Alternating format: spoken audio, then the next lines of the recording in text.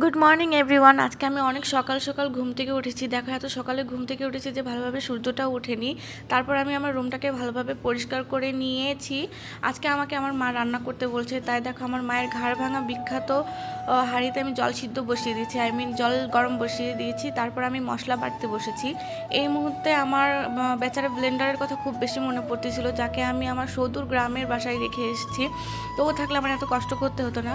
যাই হোক, back in the video. তারপর আমি সাদা তেলে পেঁয়াজ কিছুটা লালচে করে ভেজে উঠিয়ে রেখেছি এবং রসুন বাটা, কাঁচামরিচ বাটা, পরিমাণ মতো লবণ আর বিরিয়ানির সম্পূর্ণ মশলা দিয়ে ভালোভাবে মশলাটাকে কষিয়ে তেল ছাড়িয়ে আসলে তখন আমি সম্পূর্ণ মুরগির মাংসটা দিয়ে ভালোভাবে রান্না করে নেব। তারপর সামান্য একটু জল দিয়েছি যাতে হাড়গুলো মচে যায়। তারপরে আমি দেখো মাংসের ভিতর ডাইরেক্ট চাল দিয়ে দিয়েছি। আমি এর আগে কখনো এভাবে ডিরেক্ট চাল দিয়ে রান্না করিনি। যখনই রান্না করেছি তখনই চালটাকে ভালোভাবে ভেজে তারপরে বিরিয়ানিটা রান্না করেছি। বাট আজকে আমার অনেক দেরি হয়ে যাচ্ছিলো, তাই আমার মা বললো যে এইভাবে রান্না কর, দেখবি অনেক তাড়াতাড়ি হবে আর অনেক ভালো হবে। ফার্স্টে ভাবছিলাম এভাবে আগে কখনো রান্না করি, না জানি জগা খিচুড়ি টাইপের কিছু হবে।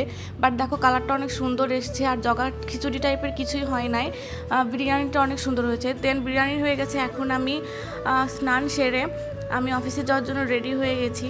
আমার বিরিয়ানিটা কিন্তু অনেক বেশি ঝরঝরে হয়েছে আর অনেক সুস্বাদু হয়েছিল খেতে। দেন আমি অফিসে যাওয়ার জন্য বের হয়ে গেছি। তোমাদের সময় নষ্ট করে আমার এই গুরুত্বপূর্ণ ফাউল ভিডিও দেখার জন্য অনেক বেশি ধন্যবাদ। এখন তোমরাও কাজে যাও, আমিও কাজে যাই। Thanks for watching.